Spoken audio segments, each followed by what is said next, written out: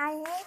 Đấy tao nói ông bà nội người gì còn mà dựa chung non các bác các chú phải nuôi, nói thế cho nó gọi.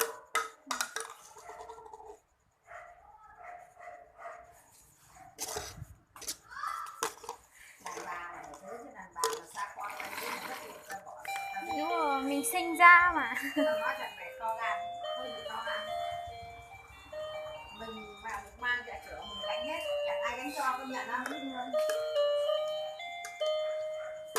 Mẹ đái ôm nó khỏe mạnh đã vậy, nó còn ốm đau còn đủ các thứ. Nhưng mà trẻ con mà ra đi thế thì phải nói là hơi to gan. Không đi lấy chồng má trẻ thì đi phải đi lấy chồng, nhưng mà cái đứa bé phải đem đi ở với mình mà phải lắm. Chứ còn nói thật là má trẻ thì phải lấy chồng, không ai bảo gì, nhưng mà bỏ được rất hai đứa con ra đi lấy chồng hơi to gan, con ấy hơi to gan. Không gọi là chị đi về nhưng mà vẫn nói chuyện, người ta bảo là nếu đem nó đây trường học đây xin học nó đi hết cấp 1, học ở đây không phải đóng tiền đâu, những cái nước mà phải còn đi nhà trẻ phải mất tiền, nhưng người ta cũng không biết cả, ta biết đấy mà. Vâng. Thế còn thì nếu học trên trường phổ thông 6 này từ lớp 1 đến hết lớp 5 không học đến nhiều, vẫn học thế là về xin được rồi, nhưng các con nó không may thì học đến hết lớp 7, lớp 8 như gọi là bố mẹ nó không còn, không nhận đâu, thì học đến hết lớp 5. Cái đừng xin chuyện ta bảo nó bảo nó có về thì ở nhà thì bảo là vợ nó là phải làm đơn trình bày rõ ràng, xin nhận cái đơn địa chỉ sinh nó ra là 1, là 4 là tử là 2, đấy là rõ ràng có tên rồi không nhận không? Thế còn thì là ra xã, đấy là còn chúng ta gọi là đây là phường một tí, xong lên huyện lên tỉnh như này, tí xong xuống đây, xong là cầm vào mỏ đăng ký là mỏ nó cái chức nghiệp cam cho hai đứa đi học cam, nó trình bày cho hai đứa đi học là không có tiền từ lấy nó hết cấp 1, thấy biết chưa? Đóng nhiều lắm, một đứa thì học như thế này nhá, bây giờ đóng đầu năm hơn 1 triệu một đứa đấy.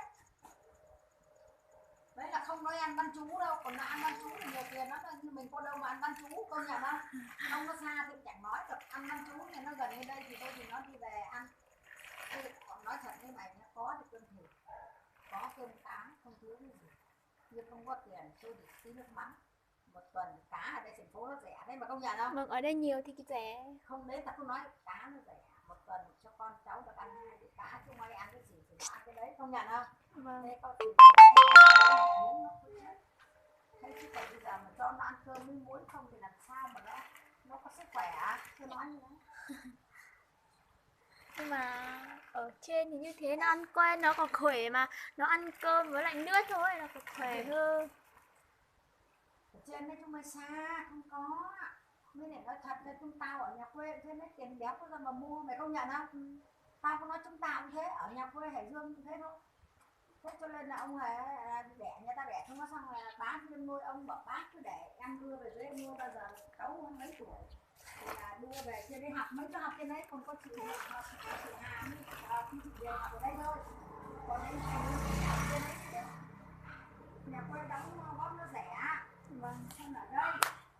Nhưng mà đấy là vì xin cái giấy của địa phương, nó là cái cảnh nếu còn mặt này không có chúng ta cứ gọi là vào nhà từ thiện chạy cứu bần, nhưng mà cứu bần nhà nước người ta nuôi chứ học hết cả cấp 3 ấy, chạy cứu bần mẹ, cứ tưởng thằng hư mà biết làm chạy từ đầu